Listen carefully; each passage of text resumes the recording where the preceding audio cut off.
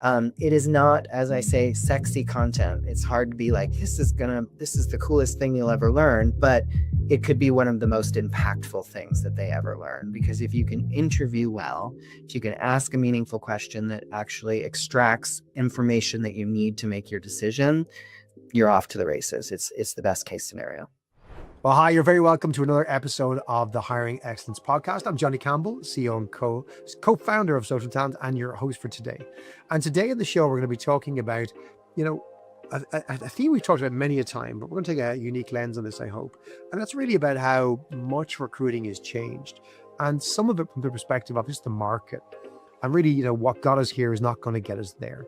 And our guest today is going to be sharing his story of what his recruiting team is doing, or what his initiatives are to try and get that more future-proofed TA organization capability built in the organization. He's going to be sharing some ideas as to why this is important, what he's doing around that area, and from a unique lens, because our guest today isn't a VP of TA. He's somebody who's been there, done that from that perspective, and is actually now Chief People Officer of a digital business based out of New York City.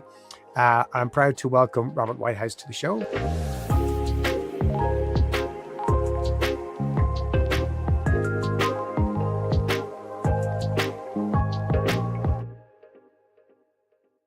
Robert has had a great career in the world of talent, from an early learning and development background into wider talent, and heading up HR and eventually into the Chief People Officer of MyQ, currently based out of Manhattan in New York City, where he's joining us where it's particularly cold, but you're suitably attired for this. Robert, you're very welcome to the show. Wonder if you would mind introducing yourself to our guests, maybe give us a bit of background as to who MyQ are, and a bit around your career and your life as well. Thank you, Johnny. I'm happy to be here. Thanks for having me. It is definitely brisk here in New York City. So I'm based in New York City. As you said, I'm the Chief People Officer, based out of Manhattan. We are a global ad tech firm, MIQ Digital. We partner with both clients and agencies to deliver best-in-class analytics and data information to help our clients get their ads in the places they need to be to reach the right customer, and maximize their return on investment. We're about 15 years old, I believe, as a business. I joined about 9 years ago and have been on the journey with the business. I sometimes joke that we're in MIQ 4.0. In the addition, every few years, there's something that changes in the business. This past year, we released some really big AI technology to help supercharge all of our employees and make them able to work faster and smarter and deliver better insights, deliver better results for clients. So it's been a great journey. I have loved every minute of it. You don't stay somewhere 9 years if you don't love it. And it's been a constant learning journey that has gone on, which I think is really part of our culture here, which I really like. As you mentioned, I oversee HR, talent acquisition, learning and development, inclusion, all of the pillars of talent that you think of when you think of what a Chief People Officer does. So talent acquisition is very dear and near to me. And has New York always been your home, Robert, or are you a relative newcomer to the city? I feel like a relative newcomer, but I was doing the math the other day, and we have actually lived in New York City now for 16 years. Wow. So I don't think I can say I'm new anymore. I'm a New Yorker. In 1 year, it will be the place I have lived the longest in my life. So I think I'm Wow. officially a New Yorker, but I grew up in the Northeast United States, north of Massachusetts. So you've seen a lot of change, I'd imagine, both in your career as it's developed into a broader role, changing businesses from one of the biggest ad agency networks in the world, to joining a more earlier startup, as you said, 9 years ago, 6 years into their journey with MIQ. I'll get my pronunciation right next time. But talk to me through this challenge in terms of as you've seen it. So you don't directly lead the recruiting team; they're part of your org, that wider people and culture org. But walk our audience through perhaps what hiring looked like, 3, 4, 5 years ago from a recruiting's perspective, what it evolved to look like, and why it doesn't work anymore. And not just for MIQ, just in general, what are your views on hiring in general? And if you don't mind just sharing with us as you do that, Robert, maybe a kind of vision of the type, or view of the type of skills that your organization is hiring for, so folks can relate to the type of folks that an organization like MIQ would hire for. Absolutely. Yeah, I mean, I think everybody went through it. And when I talk to my network of other chief people officers and talent leads and things like that, it comes up consistently that, we went from a time pre-pandemic where it was very much the career fair mindset. You used LinkedIn to your advantage, but it was supplementary versus primary. And then in the pandemic, we all moved into this virtual space, and LinkedIn became the primary way that you recruit, not just part of your portfolio, but ultimately, in some ways, the portfolio. That's where you found talent. That's where you posted your roles. Maybe you had it in other networks, etc. But LinkedIn kind of became the place where people went to look for roles. Um, and that really worked at that point. It worked. Everybody was in a virtual space. Everyone kept saying, I don't know if you recall, it was in the press, the war for talent, right? That we were in this battle. People were leaving for higher salaries. People were making different choices for themselves in the face of the pandemic in that environment. So there was a lot of talent, and you had to be on the digital platforms in order to find the talent that you need. That's where they were. So that's where you needed to be. And that worked for a while, but as we've emerged from the pandemic times and things have evolved, there is I wouldn't say retreat, but a move back towards that more in person. You need to be where the talent is physically, not just where they are digitally. And what we're seeing, and when I talk to people at other companies, et cetera, is that the companies that are doing the best balance both that digital presence and digital Mm, form of recruitment with the in-person mm, recruitment. So, for example, someone reaches out to you, Johnny, and says, we're really interested in your background on LinkedIn. They source you, you check out the website, you check out the LinkedIn landing page, etc. You apply for the job. But then maybe I show up or one of our recruiters shows up at an event that you're at, and you make an in-person connection. You have a coffee, you have a conversation. And what that does is, it enhances that digital experience. It takes it from the page, so to speak, and puts it in the flesh and makes it a real conversation and dialogue, which, I think that's what was always the challenge in the pandemic across functions, across culture, everything was that you can talk about culture, you can talk about practices, you can talk about things, but people do need to touch and feel and mm. sense. And you just can't replicate that over a video. It's funny. You remind me of my feelings coming out of the pandemic after I had pre-pandemic spent so much time traveling. I was always on the road, always in different countries, visiting folks. And I kind of went, oh, that's over now. It's all going to be online. Everyone's remote. We're going to do all this stuff virtually. I guess I didn't know that my days on airplanes, my days visiting countries are probably over now. I spent probably 21 and even part 22 still believing that. I look back now and realize the naivety of that because, in sales, if I can relate the revenue world to that kind of recruiting world, Mhm. marketing and sales, modern marketing and sales in 2026 recognize that you can drive brand awareness online. You can basically, warm people up and make sure your brand is known, get some messaging across. But in closing, certainly large enterprise deals, and I'll equate, let's say, complex hires to a large enterprise sales deal. You got to close it in person. You got to spend time, down on the ground with folks, breaking bread with folks, whatever that might look like. That's how Yes. we do sales and marketing here at Social Talent. And so, therefore, I think what you're saying is that if I'm hearing correctly, recruiting is no different. We may have got giddy with the idea that it was all scaled, all online, all virtual, all through these networks. The reality is we're back to this combo. You need both, but the in-person bit, the meet them where they are bit is so critical. That fair? Absolutely, absolutely. And you mentioned revenue and sales, and recruiting is in some ways a sales role, in my view. It is you're selling an organization, not a product, right? But you are still selling, and you, as humans, we are social creatures by and Mm, large. And so I would rather, and I think most people would rather, invest in an organization and make a choice for my career having spoken to someone and seen them in person and seen not just the script they're reading off, but what in real time, what happens if I'm sitting with them at a coffee shop having a dialogue, if I'm at CES or at Cannes and I'm having a conversation with someone from the organization, what's happening over that glass of rosé, right? Or, those are the moments where that human connection happens, that I just, again, don't think you can replicate really well. in a strictly virtual environment. And, I say strictly because I think it's important that digital very much has a part to play. The virtual conversations have a very important part to play. But the cherry on top, the part I think that can tip the person who you really want, who's on the fence, into the category of, yes, I'm going for it, is that in-person connectivity. It's the physical presence. It's the casual conversation versus the scripted or structured conversation that really exposes more about the values of the organization, the culture they'll be joining, and what these words that are really well said, right, and well crafted actually mean in practice and look like with a human being. So if we start this by saying you're preaching to the choir here, right? So our audience are probably in agreement with you. I'm in agreement with you. Why now, though, Robert? Why starting 2026 did you choose this as one of the things you wanted to solve for this year? I think what it is that it's not getting easier to recruit. Hmm. At the end of the day, we have, ain't nobody happy is what I have said. I think I've said that to you before. Hiring managers feel like it doesn't move fast enough.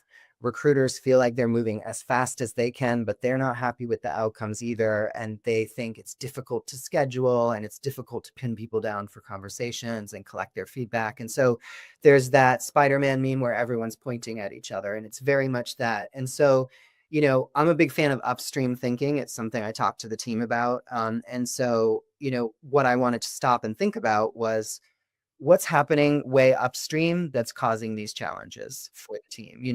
We can just keep going the path and trying to optimize around the edges, but is there something different that we need to be doing? And it really did come down to that in-person bit, but also the sales bit, right? And really needing the talent acquisition team and the managers all to be sort of upskilled and understanding what one another does, but also what does that mean in terms of how do we engage with candidates. So our recruiters need to be able to speak the language of commerce and understand how we make money, how we earn, how we service our clients, so that they can speak to our candidates about that. But then the hiring managers also understand, what does talent acquisition mean? Why do we go through a process? What is the purpose of a really good question? And I think intuitively, we all think everybody knows that. But in reality, there's a level. Some people are just naturals. They're incredible. And then there are people who you would need to give them a script, and they really study that script, and that is how they go and be effective. And so that's why it's a big focus for us this year. We are a scaling and growing company, but we're not the only player in the market now. For a while there, we were the new kid on the block. We are now a more established org. And so with that means there are competitors, there are upstarts. And so we need to be matching that energy, matching that focus so that we remain competitive. I'm the people guy, so I'm always going to tell you this, but I believe it in my soul. This is a great place to be, but I can say that until I'm blue in the face. Somebody needs to know that for themselves before they're going to make the jump. So, Robert, in it, I'm kind of hearing two stories here, right? One is that recruiter capability, and then there's a hiring manager, middle manager capability. Talk to me about what you mean by the recruiter needs to better understand the business, because obviously, I've heard this phrased as business acumen, for example, over many years, but people couldn't quite put their fingers on what they meant by business acumen. They could say, I just don't think, the recruiters speak the language of the business. So we need more business acumen, but they weren't able to break it down. When you think about that gap, what are you referring to? Maybe can you outline what good looks like, what bad looks like, or whatever way you want to try and explain it? Yeah, I think it's a fair question. I don't really love the term business acumen. I joke that you can drive a truck through it. It's this huge word that is just massive. I think of it as unit economics. How do we make money? So, what is the transaction that occurs in this business from the point where we engage with the client to the point where we generate a profit? Understanding that whole value chain and understanding that whole journey is what I talk about when I talk about understanding the business, because I think your ability to sell a role to a candidate is incumbent upon you understanding those unit economics and being able to speak to where they are in that journey. So, meaning is an important part of work. People want to find meaning in their work. We know this. You and I know it. You love what you do. I love what I do. That gets us up every day. Even when it's hard, it pushes us through. That's a really hard thing to transmit in an interview or through multiple interviews. But if you can help them understand where they fit in that value chain and how their particular role helps serve the goals of the organization and actually ties to how the company makes money, it's not all the meaning in the world. It's not a big grand purpose, but they start to understand where would they fit in the puzzle and why it's important for them and why we're looking for this role and what they could potentially do. It gives them sort of the possibilities in their mind of, wow, I am a really good salesperson. And if this is where I fit in this chain, I could really turn some things around here, or I'm a really great trader or an account manager. And they just start to be able to envision themselves in the chain. So long answer to a short question, but ultimately it's that unit economics. It's Mm. understanding how do we make money. It's not understanding all the stock market and the big economic forces. To me, that's business acumen. This is about unit economics. It's the economics of our business. That's what they need to understand. I've heard some guests we've had on the show in the past tell us that they've solved this in part by putting new recruiters who join the team on certain roles that just expose you to the right parts of the business and naturally educate you in areas like unit economics by the nature of recruiting for those roles. And some folks are lucky enough to have those kind of roles where you can put people in when they begin that expose them to all parts of the business, maybe central operational type roles that kind of sit in the middle and have a view on things. And if you're recruiting for a few of them, you get to know the business and it becomes more natural. That's great if you can find that. What have you thought about as ways to try and scale that acumen, that unit economic understanding of the business across folks like recruiters? Is it sitting down and doing courses? Is it interviewing the business? Is it just hire people who come from the business? Like, what is your sense of ways in which you can scale that? Yeah, I love the question because it is a little open-ended about what we think is going to work. So that we're going to try a multi-pronged approach as we plan for 2026. So I believe there's a place for general understanding of business, and that's where LinkedIn Learning or courses might be valuable. But our recruiters are pressed for time. They're pressed for time in every organization. Uh, so having them go do some big lengthy course is probably not going to be the best return on investment. So some bite size, here are basic economic principles, just keep these in mind. But I think there's no better way to understand the business than to spend time with people doing the business. And so that may not be shadowing or what you're talking about, where they embed inside of a team to learn it, soup to nuts. But it's one of the things we're talking about is having different people from different functions come and present to the team and create space for questions, using the finance team to come in and actually break it down for the talent acquisition team. This is how we make money.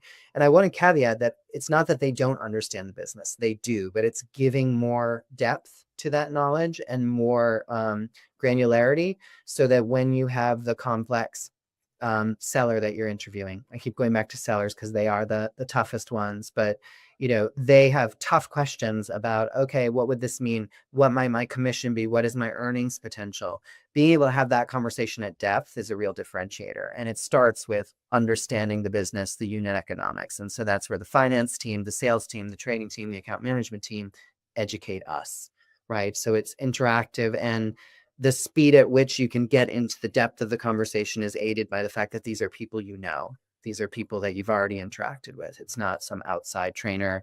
You're not going to get quizzed per se. The proof is in the pudding. It's, do we see an increase? Is the quality of the interviews happening faster? Is more candidates coming in who are fully qualified and also very interested in us? So the quality of pipeline is another measure. I love those ideas in terms of how you get there. You reminded me of a guest we had on, Elias Albino in Syngenta, who ran Global Tea there, who's sharing that he has experimented in Latin America where his recruiters sit in on the QBRs of the teams they support, regardless of whether they have open recs. His Oh, point yeah. was, don't just turn up on those recs. You need to know what's happening in that business all the time. And that's kind of just, carving out that space, locking something into an agenda to say, you're going to be part of the business, and even if they don't have an open rec for 18 months, but when they do, you'll understand exactly what's happened over that period of time by just joining some of these key moments where you're going to digest a lot about that business. But I'd love to hear, because you touched on it there around measurement of quality of hire. How do you know when it's working? And what are the outcomes, more specific, that you're looking to achieve or think can be achieved by a better understanding of business acumen? Like obviously quality of hire, break that down to me. Is that you're getting more people over the line, converting them from offer made to offer accepted? Is that you're getting more folks through the funnel at the start? Is that you're, getting a higher quality of person, better match? You're redirecting the job spec at the start with the hiring manager? All those things. Like what are some of your ideas and ways to measure this?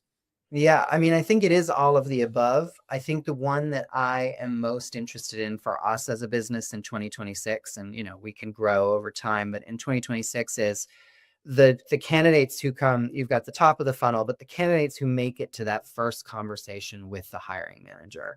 That's going to be the measure for me in terms of, is the manager satisfied with the candidate that's come Hannah. in? Are they coming back to us and saying, wow, Johnny was incredible. Mm, Wow, Jane was incredible. I don't know what to do. I've got so many good choices. mm, That's very qualitative data, but it often is the most important data. I mm, can tell you about how many people started at the top of the funnel and made it to first round interview, second interview, third interview, but it's just statistics, right? It doesn't actually tell you about the experience of the hiring manager, which ultimately is what's so critical. Because if the hiring manager is happy with the candidates that they're seeing, that is beneficial for the entire business. It's beneficial for the TA team. They move quicker through the hiring. Nobody moves as fast through a recruiting process as an excited hiring manager. If they're excited by the candidates, they're going to move at pace. They're going to hold their colleagues accountable to be at the interviews on time, prepared.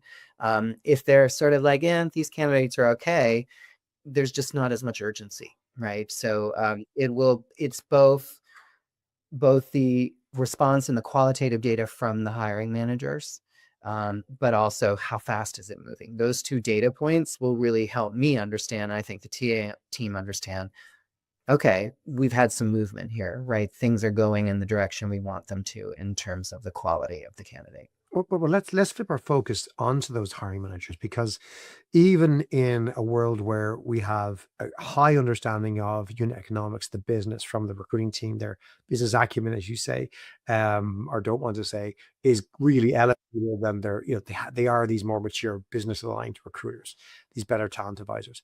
Talk to me about the gaps that might exist at the manager level, and what do you think are the opportunities there, the missed chances that we can fix to try and improve their side of the equation when they come to the party in a hiring team? Yeah, this one is one that when I talk to my colleagues at other organizations and peers in the industry, that comes up a lot. And what it is we do manager development, we do new manager training. The best organizations are arming their new managers with the skills to be successful. But interestingly, if you look across curriculum and plans, whatever word you want to use for the training program, how to hire is really often not part of that curriculum. We don't actually take the time to teach people how to interview. We don't take the time to teach them, how do you think about skills augmentation versus just let's replicate the same profile over and over again. So how do you assess your team and say, Johnny and Robert do really well at this? I could hire someone just like Johnny and Robert, or I could hire someone with 50% of what Johnny and Robert have, but then 50% of something new. And so augment it. 1 + 1 = 3 in that scenario. Those are things we don't teach people about. So that's one of the things that we're talking about, is how do we integrate hiring capability? Basics like how to frame a good question to get at the answer that you want, how to create a scorecard so that you know what you're looking for. What are the tenets of a good answer to that question? What do you want to hear? And how do you transmit that to your colleagues who are also in the interview process? Those are the things we really need to educate people on. So we're talking about how do we integrate that into our new manager training, but how do we also create something that is bite-sized enough and in short time frame impactful enough to actually move the needle on their capability to do that. It is not, as I say, sexy content. It's hard to be like, this is the coolest thing you'll ever learn, but it could be one of the most impactful things that they ever learn. Because if you can interview well, if you can ask a meaningful question that actually extracts information that you need to make your decision, you're off to the races. It's the best case scenario. Of all the capabilities necessary for the hiring manager to show up well, how would you stack rank them? What comes on top? Is it that ability to ask great questions? Because there's many things. There's selling, there's interviewing, Okay. There's reframing, redesigning the role. There's the org design piece. There's, these adjacent skill building, there's culture building in your team. There's so much that you could focus on. And to your point, you can't do it all, not certainly all at once. How do you rank the top three things that you will prioritize or want to prioritize For hiring managers in for particular. hiring managers? Yeah. Yeah, for me, it starts with, priority one is the ability to interview, Hmm. because I think you can hide the sins of the job description and hide the sins of perhaps what hasn't been clear up to that point with a good interview. Because the good interview asks the questions, and I always say this to people: listen to the questions you're being asked, because something is revealed in that. You're learning something about what they value as a candidate based on the questions that they ask. But the candidate is also learning about what we value based on the questions that we ask. It might reveal something about the culture based on the questions that are asked. And so if we can train managers, that's number one, to ask good questions that are meaningful questions that extract data, to also know what to look for. That's, I think, more than half the battle. So that's where I would stack rank that. I think then being able to sell is second, Hmm. but it's a close second. So being able to not just talk in generalities, glittering generalities, as I say, like it's all beautiful and sounds great, but is it really meaningful? So being able to sell it in a way that speaks to your interest, speaks to your particular need from a meaning and career development standpoint. That's part of the selling. So not just selling MIQ is a great place and you should want to be here, it's so cool, but why is it cool? Why is it a great place? And why is it a great place for you? That's the second most important skill. And then I think the third point is about the organizational design, right? I think in many of our roles, it's, I wouldn't say not important, but perhaps less important if it's a role that we've hired for before. So we have roles that, hundreds of people have been hired for. So I personally am less concerned with their ability to design that role, because we have designed it and refined it over time. Uh, for a new role, I might put that as the second most, right? Might move the ability to sell to the third most. But those are the top three. But the ability to interview, in my mind, is number one. A good interview can carry things much further than any of those other pieces can. To expand on your point about what the candidate is hearing from the question she hears, would you also agree that great interviewing also sells? Because if you're asking the right question, you're selling, these folks really focus on this thing, on that thing. They know this, they really understand the area deeply. They're asking thoughtful questions. They seem to want to hire people who are super smart, therefore they must be smart, etc. I think, I would argue that doing number one goes 75% of the way to achieving number two. That people often think selling is, hey, this is what MIQ do, as opposed to it's how you show up, how you act, your professionalism, carefully thought out questions, probing deeply and digging into that sells more than anything else. Would you agree? I would agree. I think that's beautifully articulated. Yeah. I think of my interview 9 years ago with this company, or probably 9.5. It was a little bit of a courtship. But I remember some of the questions that I was asked really is what got me excited. I had a good gig. I was happy where I was, great team members who I still am in touch with, had no intention of leaving when they called me, but the questions were really incisive. The questions really revealed something about who was interviewing me, but also the business and the aspirations of the business. So it got me excited, going back to the idea of, is this the right place for me? The type of questions I was asked and the way that people showed up in those interviews made me confident that it was the right move. And, 9 years later, that seems to have been the right call. But if those had been standard issue interviews, the interviewer's distracted, right? Or the questions are generic, I dare say I may not be here, Mm. right? I may not have made that leap. So. We talked at the start about this need to get back in front of people. You phrased it as in theater recruiting. Talk to me Yes. about how this plays out. Like, give me some examples. And is it just a recruiting thing, or is it also a hiring manager thing? It's both. It's both and. So, earlier I had said, like, a coffee or a drink at Cannes or CES, right? So we're not going to have all of our recruiting team at those locations. So it is incumbent upon the hiring manager at that point to be able to do some soft interviewing, as I like to call it. You're not going to sit down and say, Johnny, it's so nice to meet you. Can we have an interview right here? But you can ask questions that can get to the same information. So in theater recruiting, ultimately, is the idea of that you are where the talent is. So you're not just posting and praying and hoping they come to you, but you are co-located. You are in the spaces where that talent exists. And that's again why I use like CES and Cannes as the examples. If you think about the sheer volume of talent that is present in those spaces, it's better than any recruiting fair you can ever go to, any talent fair that you can ever go to. That just the, per capita, the number of people there who are excellent and who could probably deliver great things for your business is unmatched. And so we need, a couple of recruiters who can be in those spaces and can be there, but you also need all those managers who are out doing the conversations, able and capable of having conversations that extract information and then be able to take that back to talent acquisition and said, talked with these 4 people. I think they would be great for MIQ. Here's some quick high level data for them. Can you reach out and get them warmed up? We don't have a role right now, but we could have a role in 3 months. And I just want them in the Rolodex, aware of us, etc.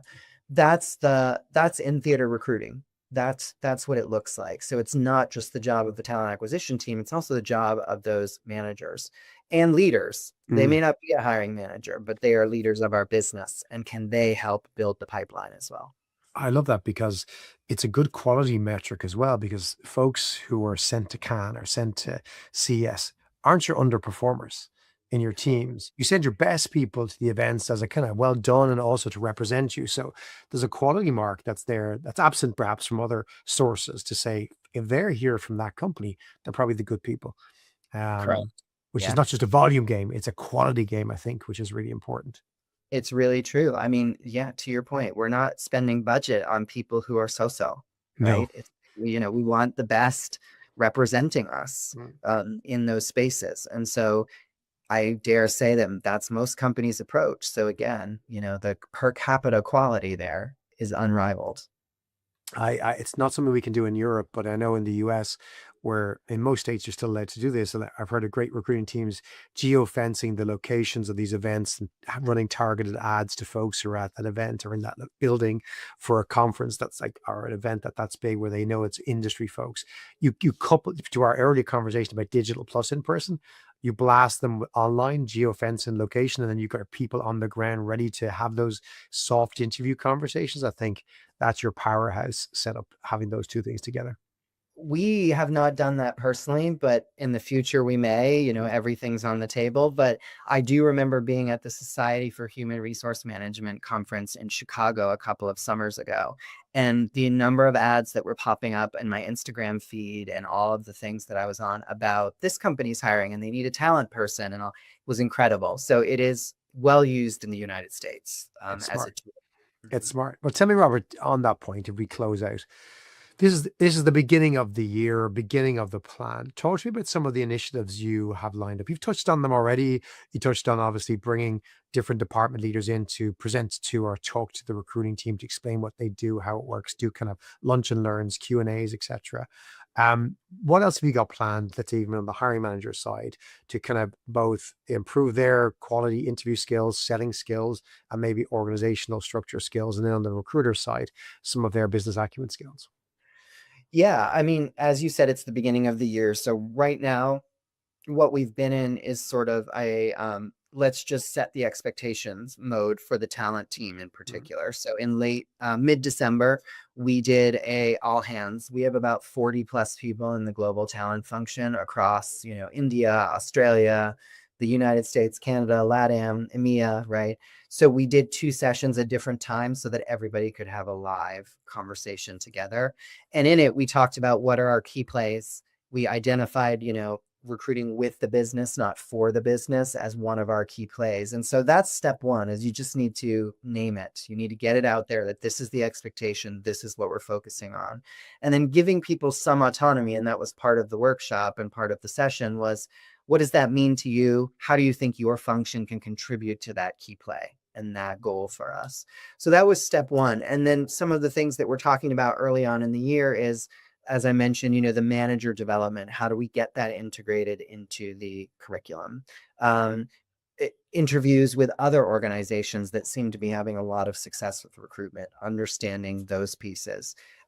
These are all things that we have in consideration and in the consideration set, with a goal of being able to say, here's a toolkit about how do you build a great job description and what's in a good job description, so that when they come to us prepared to hire, they've already thought about these questions. Here are the things that make it up.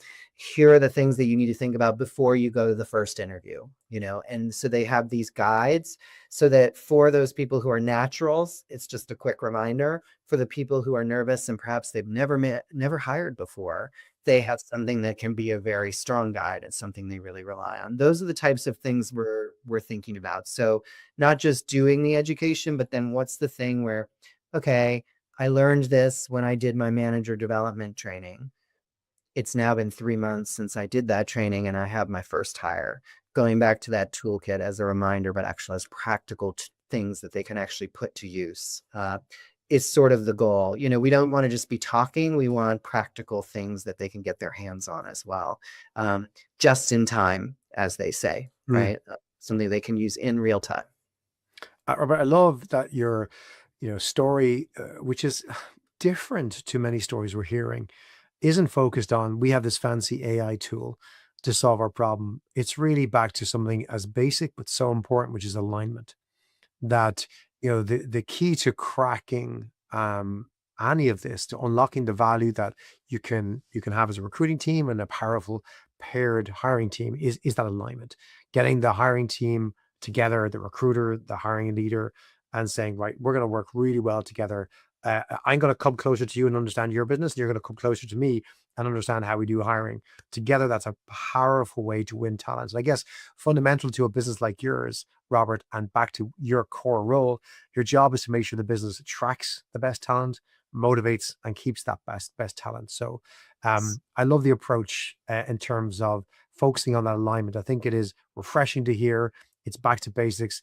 The other tools can help alignment, but knowing that that's the North Star, I think, is the important bit. Yeah, I mean, it is the North Star. AI has a role to play in all of this. Sure. I don't want to give the impression that it does not. I think there's places where AI that we're already exploring can save us an awful lot of time to make more time for the conversations. The technology, at least where it is right now, and when I talk again to people in the industry and in my field who do this job, the technology right now is useful, but it also can sometimes add to the administrative burden rather than remove it. And so finding the tools that remove the administrative piece to create the time for the meaningful conversations, for the training, for the headspace, even for the training to occur, is going to be really critical. But AI will be part of the journey for sure. But as we talk about internally about our own products, it's to supercharge the capability of our people, not replace the capability.